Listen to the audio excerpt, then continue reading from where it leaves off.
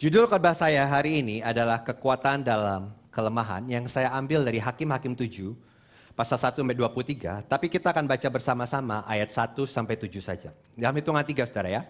1, 2, 3. Adapun Yerub-Baal, itulah Gideon, bangun pagi-pagi dengan segala rakyat yang bersama-sama dengan dia. Lalu mereka berkemah dekat mata air Harod. Perkemahan orang Midian itu ada di sebelah utaranya, dekat Bukit More di lembah.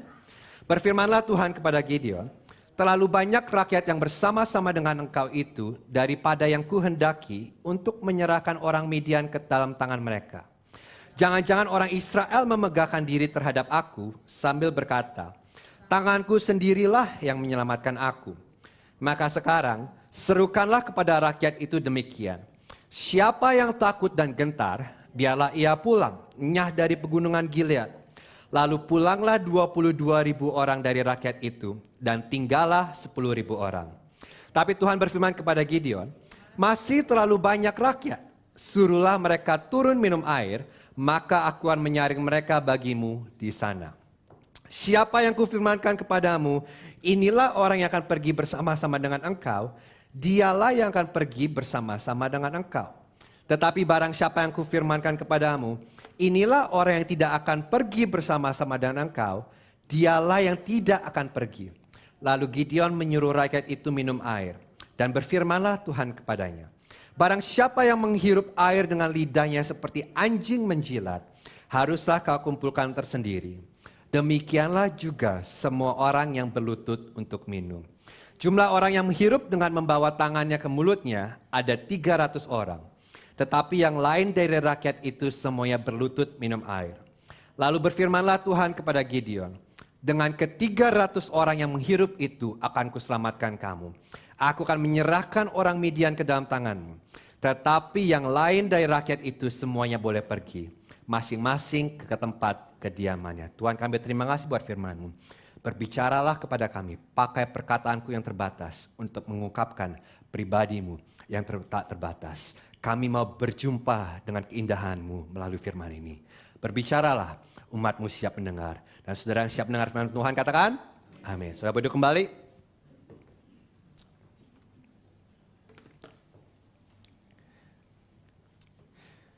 Bayangkan Anda adalah pemilik sebuah perusahaan yang sangat berkembang dengan pesat di seluruh dunia. Dan Anda sedang dalam proses merekrut COO yang baru. Apa yang akan Anda lakukan? Tentunya pasti Anda akan merekrut orang yang paling memenuhi syarat untuk pekerjaan tersebut.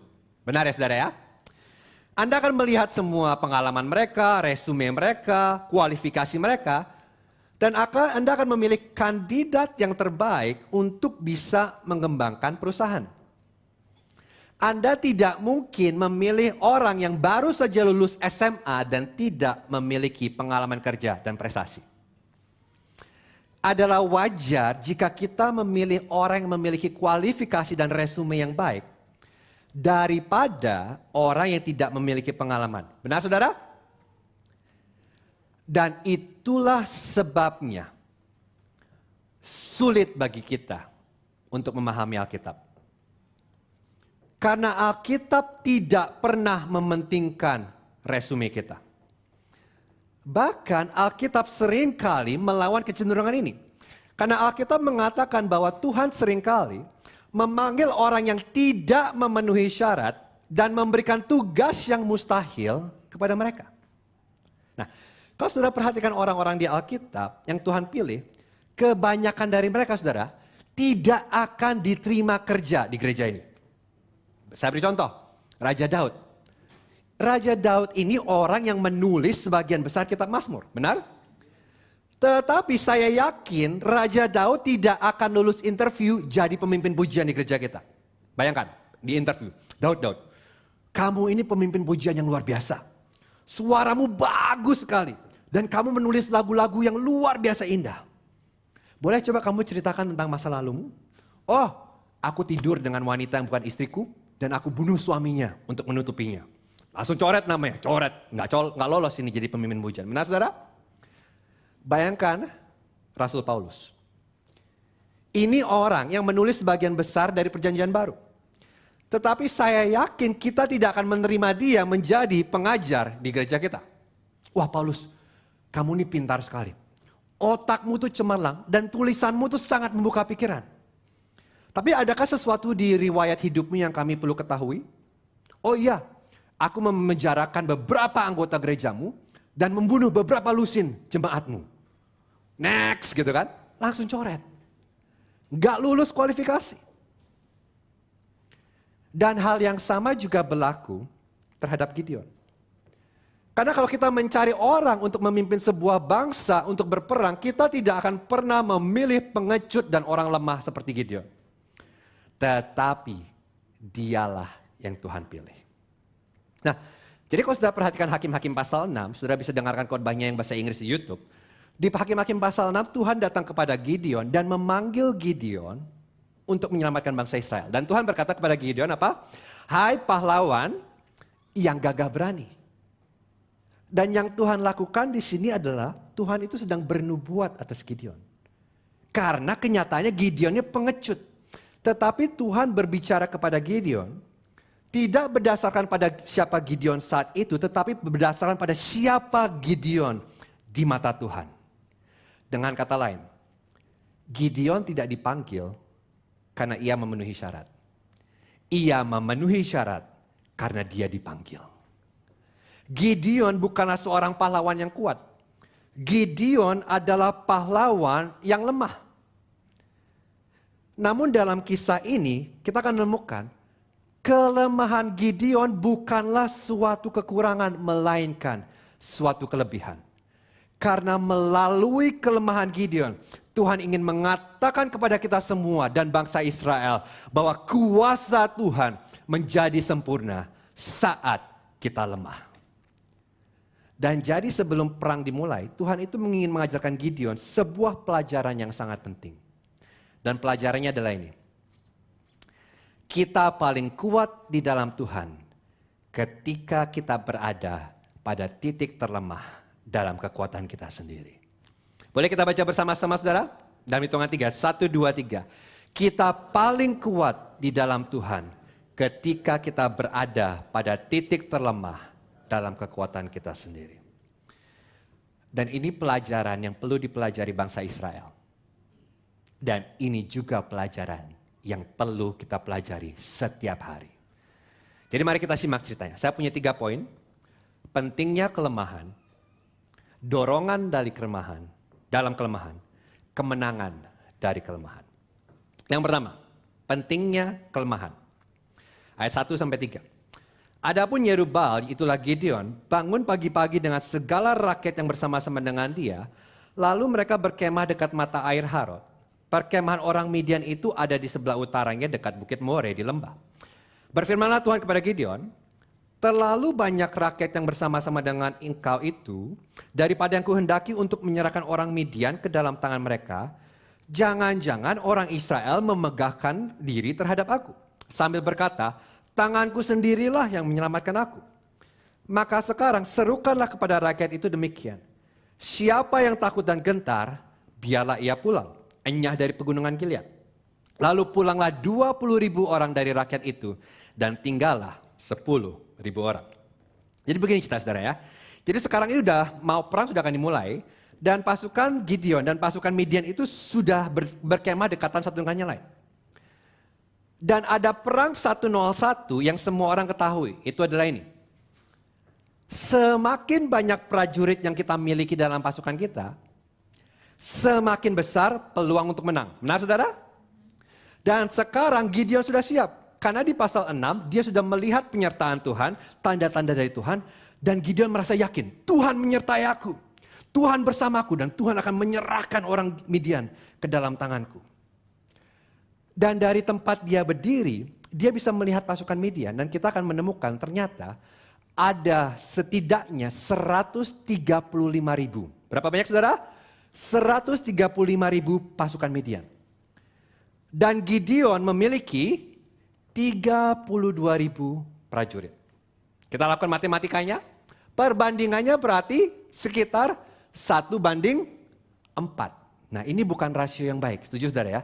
Ini kemenangan sangat kecil. Tapi Gideon yakin. Karena Tuhan sudah berjanji. Namun yang mengejutkan, tiba-tiba Tuhan berkata kepada Gideon, Gideon, kamu memiliki terlalu banyak prajurit dalam pasukanmu. Dan Gideon mungkin berpikir, Tuhan, gak salah.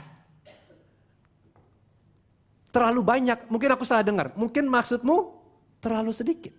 Karena pasukanku kurang, aku butuh lebih banyak pasukan untuk menang. Peluang menangku sangat kecil. Namun di mata Tuhan, perbandingan 1:4 masih terlalu banyak. Jadi Tuhan berkata kepada Gideon, Gideon, suruh mereka yang gentar dan takut untuk pulang. Dan ini masuk akal saudara secara logika. Kenapa? Karena saudara nggak mau punya prajurit yang ketakutan. Benar ya? Karena ketakutan itu akan menyebar. Sangat mudah menyebar. Jadi kalau ada yang ketakutan, nanti banyak yang ketakutan. Jadi waktu Tuhan berkata, Gideon, suruh mereka yang takut untuk pulang. Mungkin Gideon juga berkata, oke Tuhan, siap, aku pulang Tuhan, bye-bye. Karena dia juga takut. Dan mungkin Gideon berharap, ya sudahlah, mungkin cuma beberapa ratus orang yang pulang. Tetapi 22.000 orang meninggalkan Gideon. Berarti yang tersisa hanya 10.000. Itu 70% dari pasukan Gideon meninggalkan Gideon. Nah saya bayangkan ya kalau suatu hari Minggu, tiba-tiba 70% dari jemaat yang ada di ruangan ini keluar dari gereja ini. Saya mungkin juga ikut keluar. Bye Pastor Sam, Pastor Lydia.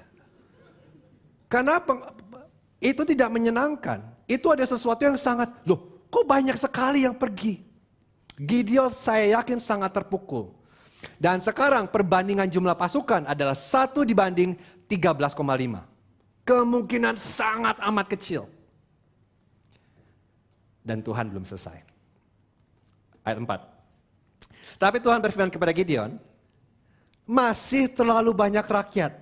Suruhlah mereka turun minum air, maka aku akan menyaring mereka bagimu di sana. Siapa yang kufirmankan kepadamu, inilah orang yang akan pergi bersama-sama dengan engkau. Dialah yang akan pergi bersama-sama dengan engkau. Tetapi barang siapa yang kufirmankan kepadamu, inilah orang yang tidak akan pergi bersama-sama dengan engkau. Dialah yang tidak akan pergi. Lalu Gideon menyuruh rakyat itu turun minum air dan berfirmanlah Tuhan kepadanya. Barang siapa yang menghirup air dengan lidahnya seperti anjing menjilat, haruslah kau kumpulkan tersendiri. Demikian juga semua orang yang berlutut untuk minum. Jumlah orang yang menghirup dengan membawa tangannya ke mulutnya ada 300 orang. Tetapi yang lain dari rakyat itu semuanya berlutut minum air.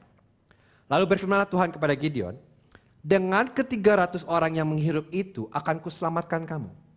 Aku akan menyerahkan orang Midian ke dalam tanganmu. Tetapi yang lain dari rakyat itu semuanya boleh pergi.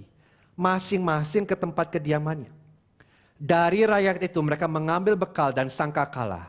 Demikianlah seluruh orang Israel disuruhnya pergi masing-masing ke kemahnya. Tetapi ke-300 orang itu ditahannya. Adapun perkemahan orang Midian ada di bawahnya di lembah. Jadi sekarang setelah Gideon hanya memiliki tinggal 10.000 prajurit, Tuhan kembali berkata ke Gideon, Gido, prajuritmu masih terlalu banyak. Dan mungkin pada titik ini Gideon berpikir, Tuhan bercanda ini kayaknya. Ini gak masuk akal. Dalam buku panduan perang mana 10.000 lebih banyak daripada 135.000 prajurit. Nah saudara bisa melihat betapa frustrasinya hal ini. Karena dari mata Gideon, dia memiliki terlalu sedikit prajurit. Dia membutuhkan lebih banyak. Di mata Tuhan, Gideon memiliki terlalu banyak prajurit. Tuhan menginginkan lebih sedikit. Namun Gideon taat. Jadi dia bawa prajuritnya untuk melakukan tes minum air yang Tuhan telah tetapkan. Dan dikatakan beberapa minum menjilat seperti anjing, saudara. Dan ada beberapa yang minum dengan berlutut. Oke. Dulu waktu saya masih di sekolah minggu, guru-guru saya memberitahu mengapa orang yang menjilat lebih baik daripada orang yang berlutut. Ya. Jadi mereka berkata gini, perhatikan yang menjilat. Mereka tuh waspada dan mereka berjaga-jaga. Sementara yang berlutut ceroboh dan hanya memikirkan rasa haus mereka. Jadi mereka yang tersisa ini adalah mereka yang terbaik. Prajurit elit yang siap berperang. Pesan moral untuk anak-anak adalah, anak-anak, Jangan menjadi seperti mereka yang pulang. Jadilah seperti mereka yang terpilih, yang siap, yang berani berperang. Jangan jadi pengecut, kita harus berani. Gitu ya. Saya berterima kasih untuk guru sekolah minggu saya, tetapi mereka salah. Saya akan memberitahu Anda mengapa prajurit yang menjilat seperti anjing lebih baik daripada prajurit yang berlutut. Saudara siap? Karena Tuhan menyukai anjing. Oh bukannya saudara, bukan itu jawabannya. Bukan. Jawabannya adalah, bukan itu intinya. Pada saat kita sudah bertanya mengapa menjilat lebih baik daripada seorang prajurit yang berlutut, kita sudah kehilangan intinya. Kenapa? Karena apa yang Tuhan lakukan di sini bukanlah memilih 300 prajurit yang terbaik. Oh tidak. Tuhan tidak sedang mengumpulkan prajurit elit yang terlatih. Bukan. Tuhan tidak mencari jenis prajurit tertentu. Dia mencari jumlah prajurit tertentu. Jadi Gideon berkata pada prajurit yang berlutut, kalian pulang. Kenapa? Karena kalian salah minum air. Yakin? Ya pulang. Gitu kan? Ini aneh.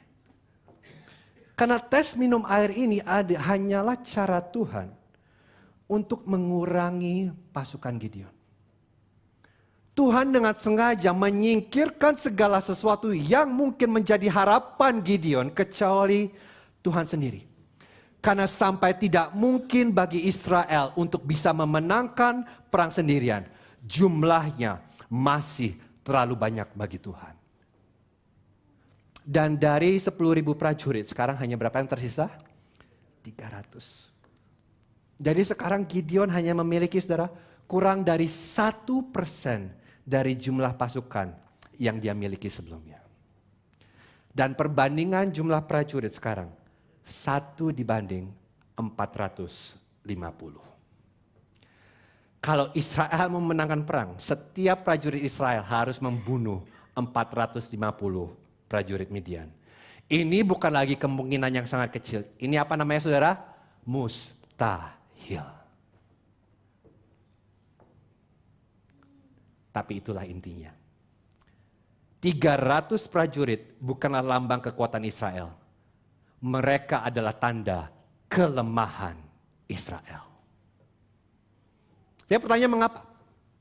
Kenapa Tuhan dengan sengaja membuat jumlah prajurit sangat kecil? Kenapa Tuhan dengan sengaja melemahkan pasukan Israel? Ini jawabannya, pasal ayat 2. Berfirmanlah Tuhan kepada Gideon, terlalu banyak rakyat bersama-sama dengan engkau itu daripada yang kuhendaki untuk menyerahkan orang Midian ke dalam tangan mereka. Jangan-jangan orang Israel memegah-megahkan diri terhadap aku sambil berkata, tanganku sendirilah yang menyelamatkan aku. Jadi alasan Tuhan mengurangi pasukan Gideon adalah karena Tuhan ingin Gideon dan Israel tahu siapa yang mendapatkan kemuliaan dalam perang ini. Tuhan ingin mereka melihat kepada perang ini dan berpikir, gak mungkin kita bisa menang. Gak ada caranya kita bisa menang. Dan satu-satunya alasan kita menang adalah karena Tuhan menyertai kita. Kemenangan milik Tuhan, kemuliaan banyak bagi Dia. Tugas kita hanyalah untuk percaya kepada Dia. Dan Tuhan sangat mengerti kecenderungan bangsa Israel untuk bermegah dalam kekuatan mereka sendiri. Israel akan memuji Tuhan untuk kemenangan ini, atau mereka akan bermegah pada kekuatan mereka. Dale Ralph Davis menjelaskan seperti ini, indah sekali. Karena kecenderungan umat Tuhan untuk mengagungkan usaha mereka sendiri, untuk mempercayai metode mereka yang telah terbukti, untuk memuji kontribusi mereka sendiri, untuk berpikir baik tentang kepandaian mereka, Yahweh seringkali bersikeras agar umatnya dibuat menjadi tidak berdaya, sehingga mereka harus menyadari bahwa pembebasan mereka hanya dapat dikaitkan pada kekuatan dan belas kasihan Yahweh. Jika Tuhan tidak mengurangi jumlah pasukan, Tuhan mungkin akan disebut dalam catatan kaki. Tapi Dia tidak akan menjadi berita utama. Namun ketika 300 prajurit mengalahkan 135 prajurit dan menang, Tuhan akan menjadi berita utama di setiap media. Itulah sebabnya Tuhan dengan sengaja mengurangi pasukan Gideon sampai tidak mungkin bagi Israel untuk bermegah dalam kekuatan mereka sendiri. Bukankah hal ini berbicara kepada kita, saudara? Dapatkah saudara melihat kecenderungan di hati kita untuk mencuri kemuliaan Tuhan? Dan bukankah itu sebabnya Tuhan harus sering kali menyadarkan kita betapa tidak mampunya kita sebelum Dia mempercayakan kita pekerjaannya. Kenapa? Karena Tuhan mengerti kita ini sangat rentan untuk mengandalkan kekuatan kita sendiri. Kita ini sangat rentan untuk mencuri pujian yang seharusnya milik Tuhan. Kalau kita mau jujur, sifat alamiah kita ada sedemikian rupa, sehingga jika ada kesempatan kecil, kesempatan sedikit apapun, untuk bisa bermegah pada kekuatan kita, kita melakukannya. Tentu dengan cara yang baik. Gue bukan mau sombong sih, tapi... gue bukan mau muji-muji kemampuan gue sih, tapi... Kalau ada kemungkinan kecil sedikit pun untuk bermegah, kita akan bermegah. Dan itulah sebabnya Tuhan melemahkan Gideon. Itulah sebabnya mungkin Tuhan tidak akan mempercayakan pekerjaan yang besar sampai kita belajar bahwa kita tidak mampu untuk melakukannya. Karena Tuhan ingin jemaatnya, gerejanya untuk bergantung penuh kepada Dia dalam segala hal. Dan Tuhan selalu bekerja untuk mencapai tujuan ini. Bahkan izinkan saya mengambil satu langkah lebih jauh. Perhatikan. Tuhan begitu bersikeras dalam kesukaannya akan kelemahan. Sehingga Dia seringkali harus melemahkan kita terlebih dahulu ketika Dia ingin memakai kita. Dan bolehkah saya jujur dengan saudara ya? Ini pelajaran paling sukar yang saya harus pelajari sampai hari ini. Sebagai seorang pengkhotbah dan pendeta. Kenapa? Karena ada sesuatu dalam diri saya yang terus percaya begini. Bahwa saya memiliki apa yang dibutuhkan untuk menjadi pengkhotbah yang baik. Bahwa saya memenuhi kualifikasi untuk dipakai Tuhan untuk melakukan hal-hal yang luar biasa. Bahwa Tuhan itu beruntung memiliki orang seperti saya di dalam timnya. Tentu saudara, saya tidak mungkin menyuarakannya dengan mulut saya tidak bodoh. Tetapi bisikan itu terus ada di hati saya. Saudara tahu apa yang saya maksudkan? Bahwa saya bisa, saya mampu, saya punya skillnya.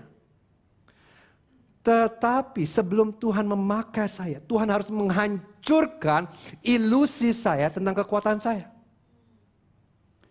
Nah, saya ingat sekali waktu saya baru lulus dari Bible College di tahun 2009. Saya itu siap mengubah dunia, saudara, bahasanya ya. Saya sudah siap mau mengubah dunia bagi Tuhan. Dan saya lulus sebagai salah satu mahasiswa terbaik dan saya percaya saya cukup baik untuk melakukan pekerjaan Tuhan. Dan saya mau merubah gereja Rock Sydney. Wah, ambisius. Wah, yakin Tuhan pasti bisa pakai saya. Tapi saudara tahu cerita saya. Saya siap melakukan itu semua. Tapi saudara perhatikan ini. Semua yang saya ingin lakukan, pusatnya saya. Saya mau melakukan pekerjaan Tuhan dengan kekuatan saya sendiri. Saya mau mengubah gereja dengan kepintaran saya sendiri.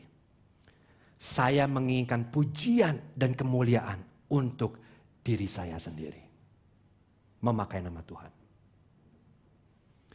Dan sebelum saya memiliki kesempatan apapun, saudara tahu, tiba-tiba saya didiagnosis menderita leukemia. Dan buat saya ini tidak masuk akal. Mengapa Tuhan mengizinkan saya sakit? Mengapa Tuhan membuat saya begitu lemah sampai saya tidak berdaya? Namun ketika saya tidak berdaya di ranjang rumah sakit, disitulah saya menyadari betapa sombongnya saya. Dan di situ saya menyadari kekuatan saya bukan keuntungan. Kekuatan saya adalah kerugian. Karena ketika saya berpikir saya kuat, sebenarnya saya lemah. Tetapi ketika saya lemah, maka saya kuat. Karena ketika saya menyadari dan memeluk kelemahan saya, di situ saya melihat betapa kuatnya Tuhan. Jadi izinkan saya memberikan saudara sebuah peringatan keras yang bergema di seluruh Alkitab. Kekuatan kita lebih berbahaya daripada kelemahan kita. Karena kekuatan kita sering kali membuat kita tidak bersandar pada kekuatan Tuhan. Ketika kita berpikir kita kuat, ini yang terjadi. Kita tidak mencari kasih karunia Tuhan. Karena kita merasa kita tidak membutuhkannya. Dan mungkin alasan mengapa saat ini Tuhan mengizinkan saudara menjadi sangat lemah. Karena mungkin Tuhan sedang bekerja untuk meyakinkan saudara akan pentingnya kelemahan. Tuhan sengaja mengurangi pasukan kita karena Dia ingin tahu betapa lemahnya kita. Karena hanya dengan begitu kita belajar untuk bersandar pada kekuatan Tuhan. Dan dengar baik-baik gereja Tuhan. Tuhan tidak hanya bekerja di tengah kelemahan kita, tidak. Dia bekerja di dalam dan melalui kelemahan kita. Jadi sewaktu kita mendengar diagnosis dokter, jadi sewaktu kita mendengar bahwa kita kehilangan pekerjaan, ketika pernikahan kita di ujung tombak, ketika tiba-tiba kita kehilangan orang yang kita kasihi, ketika kita sudah nggak tahu lagi apa harus kita lakukan terhadap anak-anak kita, kita harus melihat saat-saat itu di mana Tuhan sedang mengurangi pasukan kita. Dan saat-saat itu adalah saat-saat untuk mengambil keputusan. Apakah saudara akan mengepalkan tangan saudara kepada Tuhan berkata, Tuhan ini gak adil. Atau saudara berkata, Tuhan, aku mau bersandar kepadamu lebih daripada sebelumnya.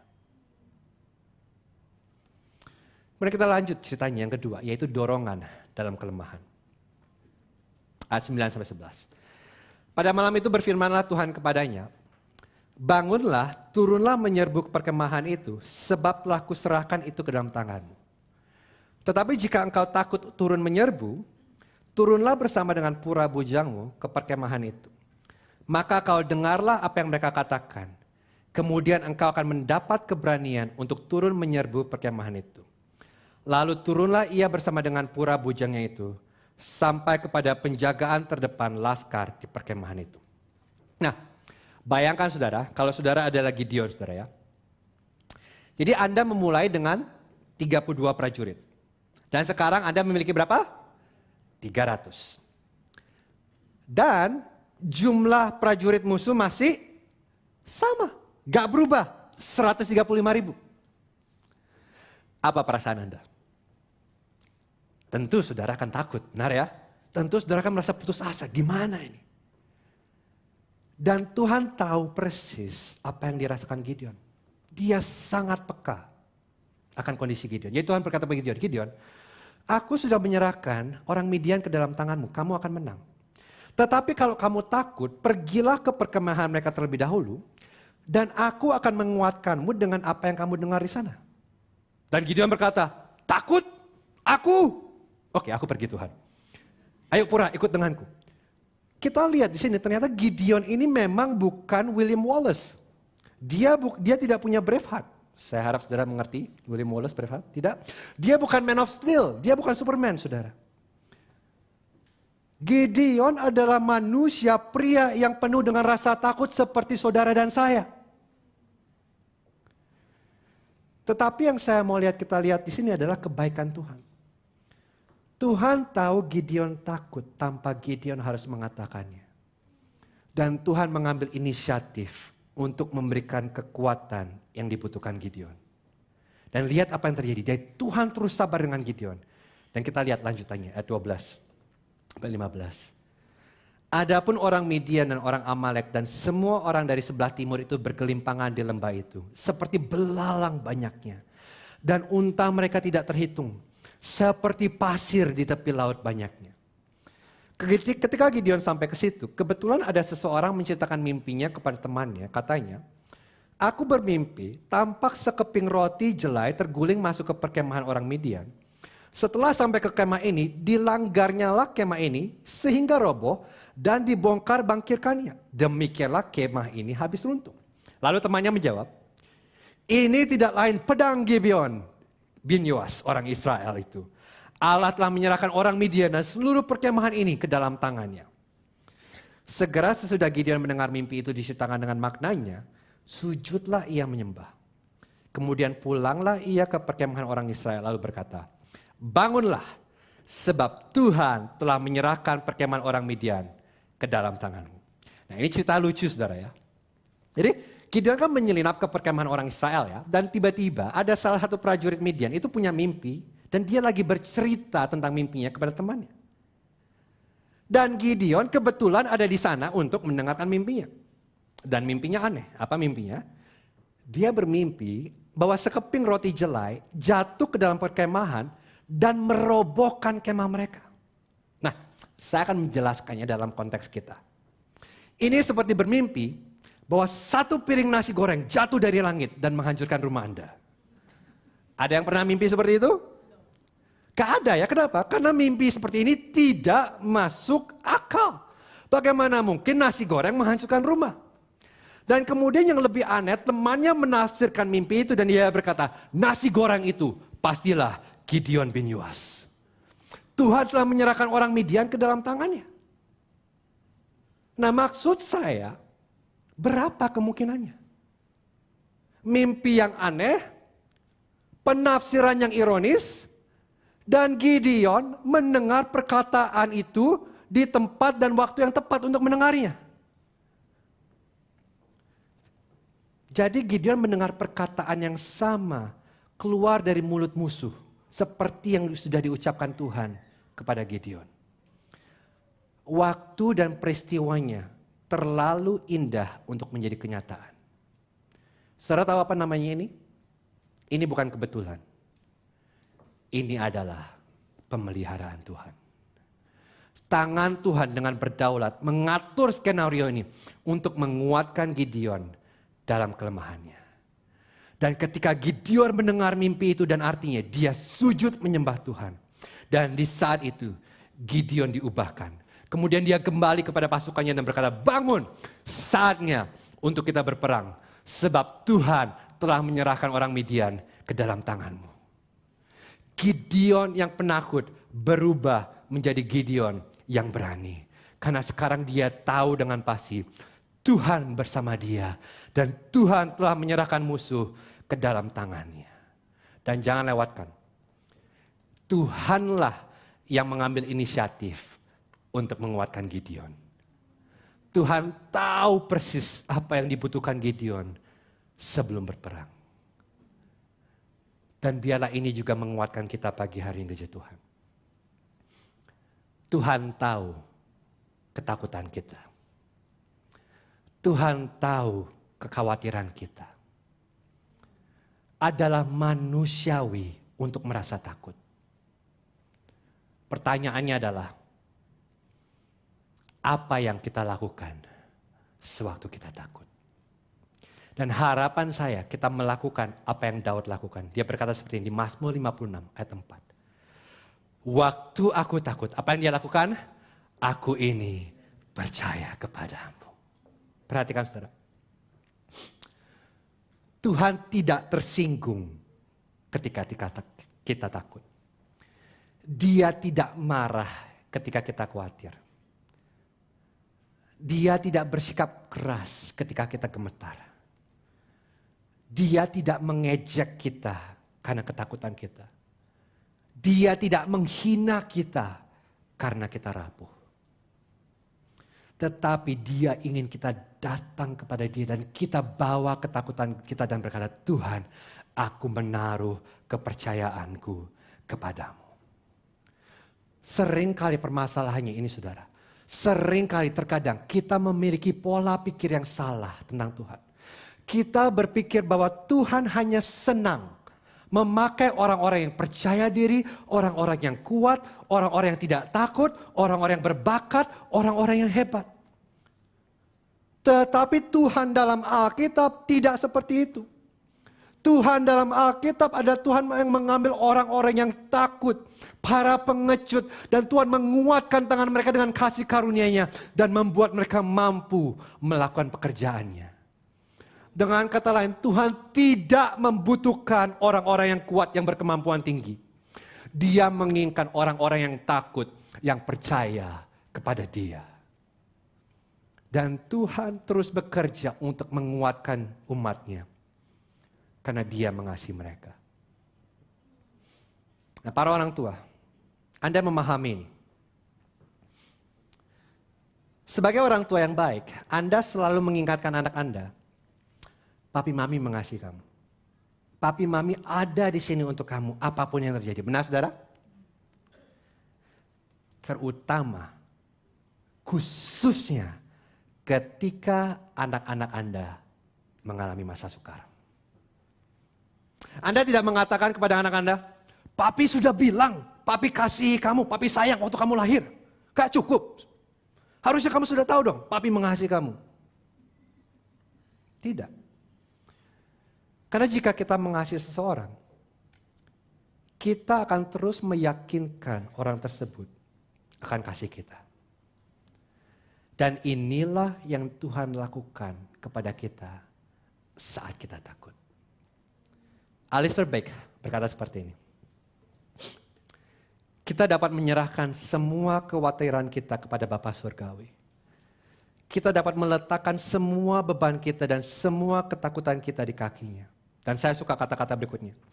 Tidak apa-apa untuk datang kepada-Dia dan mengatakan bahwa kita tidak tahu apa yang harus kita lakukan. Tidak apa-apa untuk datang kepada Tuhan dan berkata kepada Tuhan, Tuhan aku tidak tahu apa yang aku harus lakukan. Kenapa? Karena itulah yang Tuhan inginkan. Coba saudara pikirkan. Tuhan dengan sengaja menjauhkan setiap godaan untuk Gideon menaruh kepercayaannya kepada pasukannya. Tuhan dengan sengaja mengurangi jumlah pasukan dari 32.000 menjadi 300 orang. Tuhan dengan sengaja membuat Gideon lemah supaya dia belajar untuk percaya kepada kekuatan Tuhan. Dan itulah yang Tuhan lakukan kepada kita. Tuhan harus menyingkirkan banyak hal baik yang telah menjadi terlalu penting bagi kita. Agar kita belajar untuk percaya kepada Tuhan dan kekuatan Tuhan. Tapi tahukah saudara bagaimana cara Tuhan menguatkan kita? Tahukah saudara cara Tuhan memberikan kita dorongan dalam kelemahan kita? Ini sangat berlawanan dengan intuisi manusia. Melalui ketaatan pada perintahnya. Gideon takut.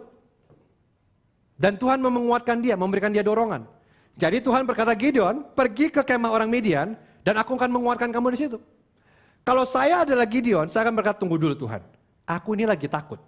Lah orang lagi takut, kok malah disuruh melakukan yang lebih menakutkan? Kamu mau aku mempertaruhkan nyawaku dan masuk menyelinap ke dalam perkemahan orang Midian? Gak masuk akal. Apa dengan cara itu engkau akan menguatkanku?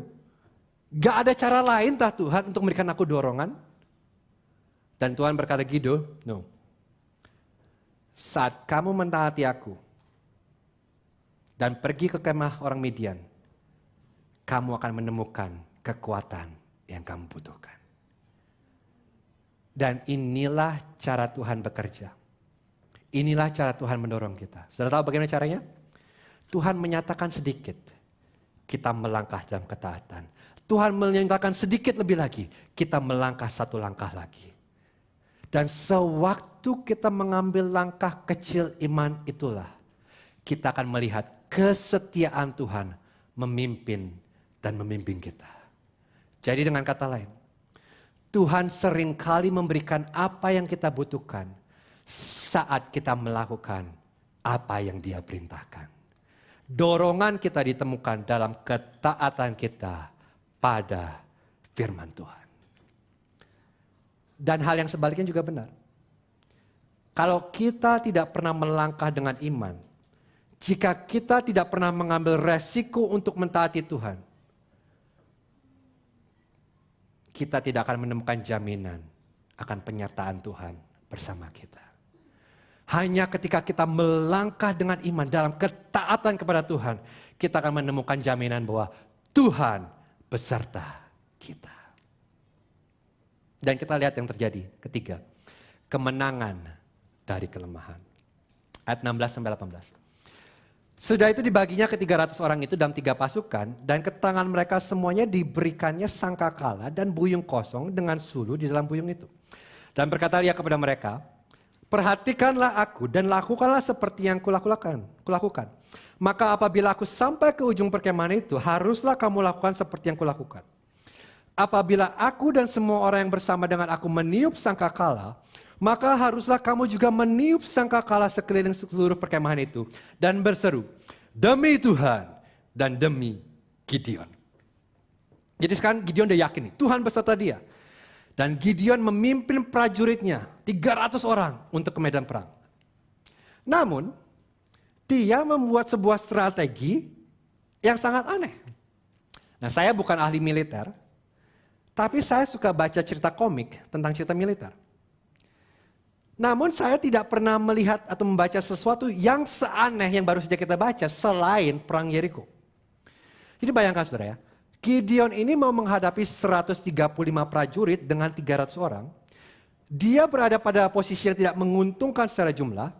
Dan dia membuat strategi yang sangat amat aneh. Nah, coba bayangkan percakapan Gideon dengan 300 prajuritnya.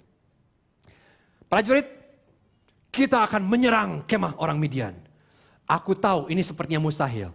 Tapi Tuhan telah menyerahkan mereka ke dalam tangan kita. Dan kita akan menang. Kita bisa melakukan itu. Dan aku telah membuat strategi untuk perang. Luar biasa Gideon. Beritahu kami strategimu. Apa yang harus kami lakukan?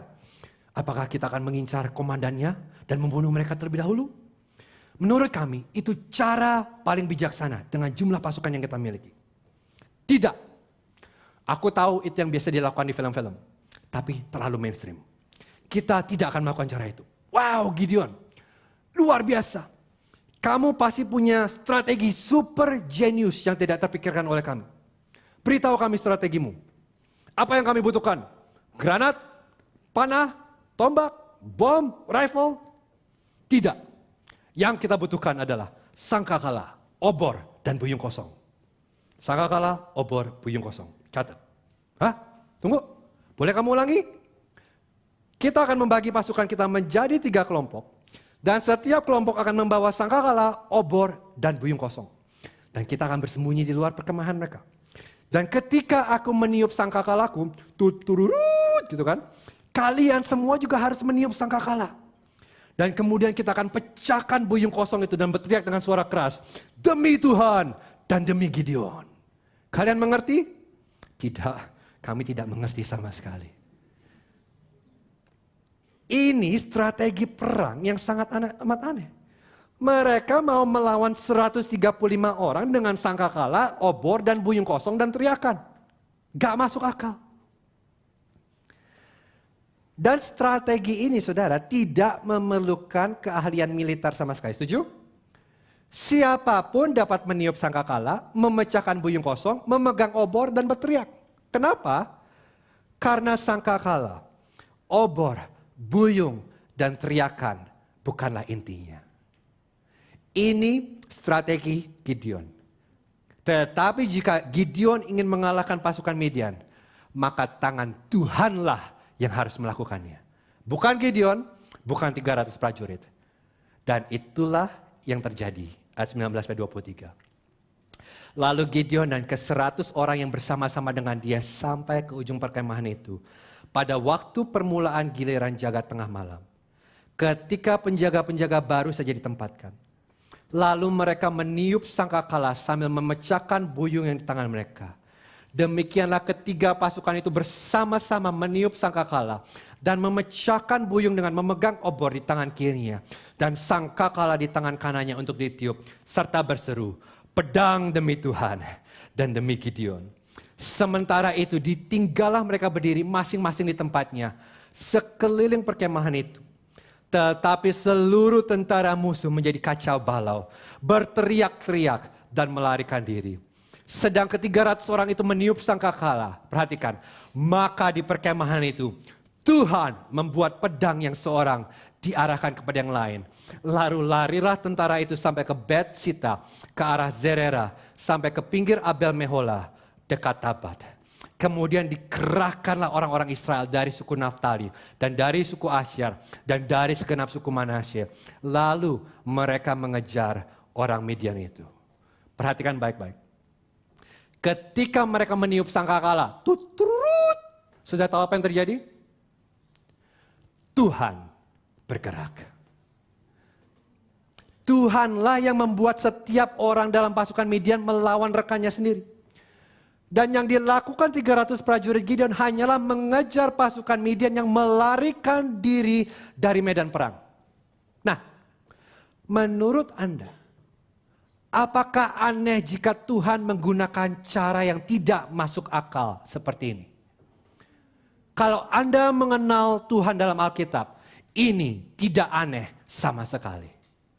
Karena itulah inti kekristenan. Perhatikan, kekristenan bukanlah agama untuk kaum elit yang terbaik dan yang terbaik. 300 orang pilihan. Bukan, sama sekali tidak.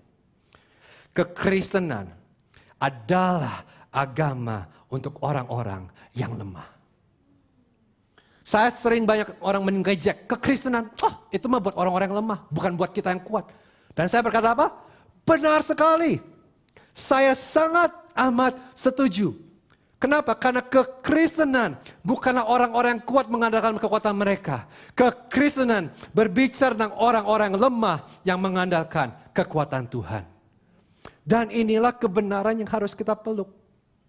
Dalam ekonomi Tuhan, kelemahan adalah kekuatan. Karena ketika kita lemah, kita menjadi kuat. Karena dalam kelemahan kitalah kuasa Tuhan menjadi sempurna. Dan ini yang Tuhan inginkan. Tuhan tidak menginginkan orang Kristen yang kuat. Dia menginginkan orang Kristen yang lemah, yang tahu bahwa Tuhan mereka kuat. Karena dengan demikian, ini yang terjadi. Tidak ada yang lain yang mendapat pujian selain Tuhan. Tuhan memilih Gideon bukan karena dia kuat. Tuhan memilih Gideon karena dia lemah. Dan itulah mengapa Tuhan mengecilkan pasukan Gideon. Itulah mengapa strategi perangnya sangat aneh. Karena Tuhan mau berkata kepada saudara dan saya, aku ingin kamu tahu tanpa keraguan sedikit pun, bahwa akulah yang membebaskanmu. Akulah yang melakukan semua pekerjaan. Akulah yang berperang untuk kamu. Dan akulah yang layak menerima segala kemuliaan. Bagianmu hanyalah untuk mempercayaiku. Tidak ada satupun dari 300 prajurit yang dapat pulang bernyanyi, lihat apa yang sudah aku perbuat. Mereka hanya dapat pulang bernyanyi, lihat apa yang Tuhan sudah berbuat bagi kami. Cerita belum selesai, masih ada lanjutannya.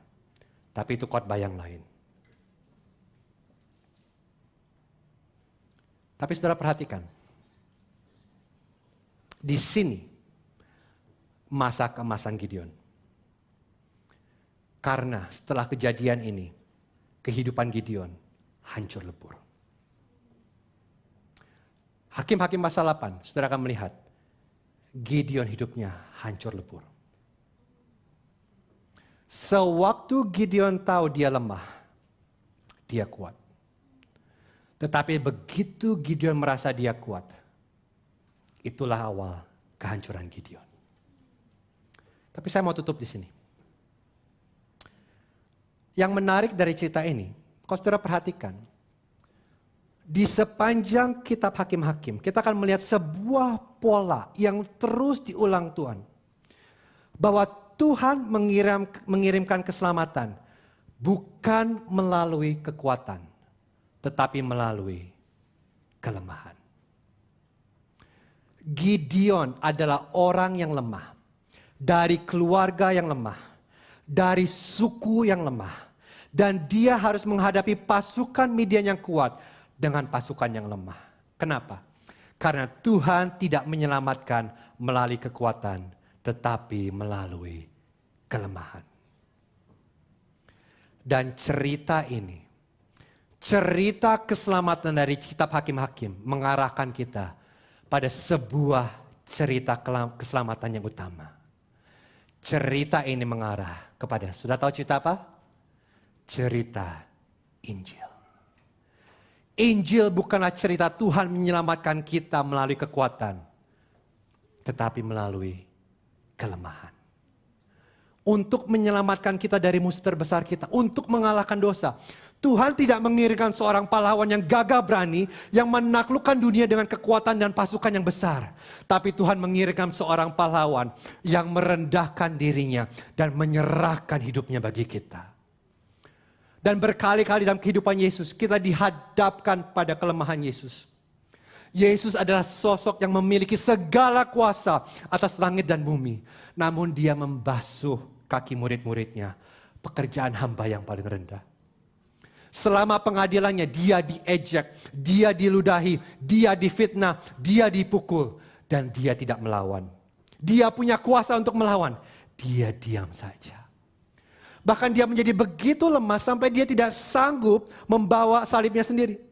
Dan kemudian disalib, dia ditelanjangi, dia dipaku. Sebuah gambar kelemahan yang sangat nyata. Tapi mari saya beritahu kabar baiknya. Melalui kelemahan salib, kemenangan terbesar terjadi. Yesus mengalahkan kuasa dosa satu kali untuk selamanya dengan kelemahan mati di kayu salib. Namun pada hari ketiga, Yesus dibangkitkan sebagai tanda kemenangan yang utama. Dan inilah tawaran Injil buat saudara dan saya. Kemenangan Yesus dapat menjadi kemenangan saudara dan saya. Yang kita butuhkan bukan untuk berkata aku kuat. Yang kita butuhkan justru mengaku aku lemah. Akui bahwa kita nggak sanggup. Aku tidak bisa menyelamatkan diri kita. Dan tidak ada satu pun dalam diri kita yang membuat kita layak untuk diselamatkan. Akui bahwa kita membutuhkan Sang Juru Selamat. Karena hanya waktu kita berkata kita lemah, di situ kita akan menemukan tangan Tuhan yang kuat yang menyelamatkan kita. Dan mungkin itulah sebabnya pagi hari ini ada banyak dari kita yang berada dalam posisi yang lemah. Kenapa? Karena Tuhan sedang berkata kepada kita, aku ingin kamu belajar untuk bergantung pada kekuatanku. Karena Tuhan sedang mengajarkan kita sebuah pelajaran. Tuhan ingin memberikan kita sebuah hadiah yang lebih indah daripada emas, perak, permata, dan kesehatan. Dan itu adalah ketergantungan yang penuh kepada kekuatan Tuhan. Karena hanya ketika kita tahu betapa lemahnya kita siap untuk mengalami kasih karunia Tuhan yang sangat mahal bagi kita. Dan saya tutup dengan ini. Kalau saudara memahami ini, kalau saudara menyadari kebenaran ini, maka ini yang terjadi. Kita bebas untuk bermegah atas kelemahan kita. Karena dengan begitu, kita memuliakan Tuhan. Kalau kita bermegah atas kekuatan kita, orang akan melihat dan kita akan berpikir, wah luar biasa dia kuat ya. Tapi aku gak kuat seperti dia. Tapi sewaktu kita bermegah atas kelemahan kita, orang akan melihat kita dan berpikir, lihat dia begitu lemah. Dia begitu tidak berdaya. Tetapi kasih karunia Tuhan menopang dia. Jika kasih karunia Tuhan menopang dia, kasih karunia Tuhan juga dapat menopang aku. Umat Kristus bukanlah orang-orang yang membanggakan kekuatan mereka. Umat Kristus, bahasa Charles Spurgeon, adalah pengemis yang memberitahu sekelompok pengemis lain di mana mereka dapat menemukan roti. Umat Kristus adalah orang-orang yang hanya bermegah di dalam kekuatan Kristus. Gereja Rock Sydney, mari kita bermegah hanya dalam satu nama. Mari kita bermegah hanya dalam satu kekuatan. Bukan kekuatan kita, bukan nama kita, bukan gereja kita. Marilah kita bermegah hanya di dalam Kristus. Mari kita berdoa.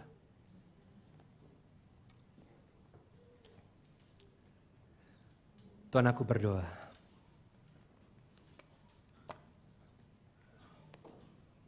sangat mudah untuk kami berkata, kami mau bermegah dalam Engkau.